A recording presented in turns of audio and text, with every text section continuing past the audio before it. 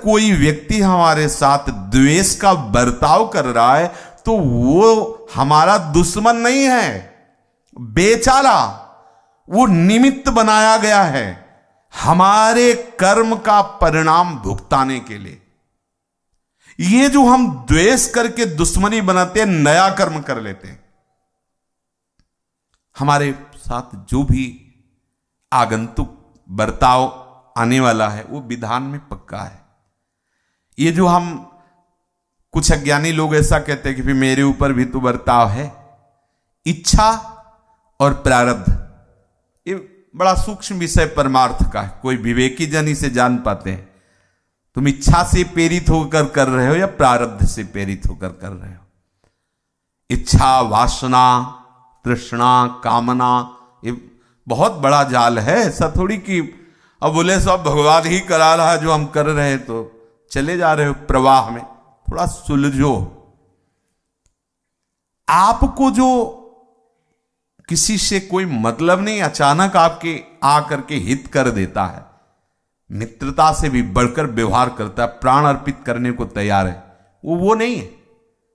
आपका कोई बहुत बड़ा सुकृत आपको फल देने के लिए उतावला हुआ और निमित्त बन गया। कोई भी बन जाए, कोई भी बन सकता है, पशु पक्षी, वो जड़ चैतन्य, कुछ भी बन सकता है। वो बोले वो तो मत डूब ही जाता, वो बस वो लाठी आंख पड़ गई या कुछ भी, कुछ वो सुकृत निमित्त बनाकर किसी से भी। ऐसे ही आपका दुष्कृत, आप जानते नहीं, पहचानते नहीं, बेमतलब वो आपसे वैर करेगा, आपको पीड़ा पहुंचाएगा। अगर आप विवेकवान हैं तो उसी समय भोग लीजिए चुपचाप।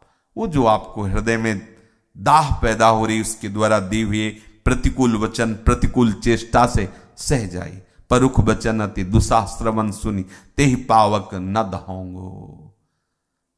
जैसी मेरी प्रभु की, तो दुश्मन बना ही नहीं। भक्त है और उसका दुश्मन है तो संशय है उसकी भक्ति पर। अजात शत्रु ते सदा, हरिवंश नाम दीन जे अजात शत्रु ते सदा।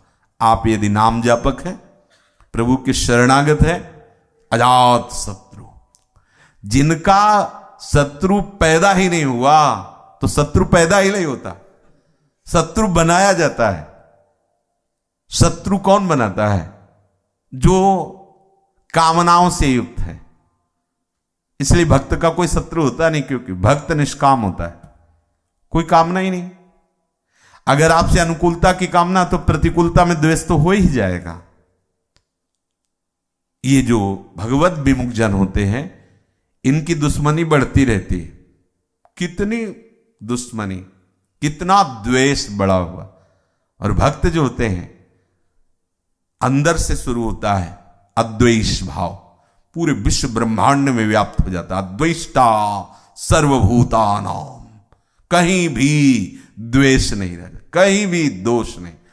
अगर कहीं भूल से मन स्वीकार करता है कि आदमी बहुत दुष्ट है, बार बार मुझे सता रहा है, तो जलन पैदा हो जाएगी।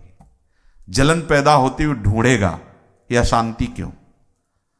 अगर उसे सत्संग नहीं मिला है तो ये जलन ज्यादा देर चल सकती है, बार बार लगेगा। वैसे बड़े चैन से भजन कर रहा था, लेकिन ये दुष्ट जो है ना, अगर ये ना होता ना, बड़े चैन से चल रहा था, फिर धीरे धीरे हरि उसे विवेक देंगे। और यदि कहीं सत्संग मिला तो तत्काल चढ़ बैठेगा, अरे उसमें भी तो प्रभु है। सत्संग में तो आज ही सुना ना कि अपना ही कोई कर्म भुगवाने के लिए वो निमित्त बना, तत्काल विवेक के द्वारा उस वृत्ति को दबा दिया। धीरे धीरे धीरे अजात शत्रुता, अद्वेष्टा सर्वभूता नाम, किसी से द्वेष नहीं। और ये क्या होते हैं, इतना बढ़ जाता है द्वेष, इतना दोष भाव बढ़ जाता है कि ना तो घर में, ना तो बाहर, ना तो अंदर, कहीं भी चैन नहीं। अंदर भी तो दोष, बाहर भी तो दोष, वो दोष युक्त ही हो जाते हैं।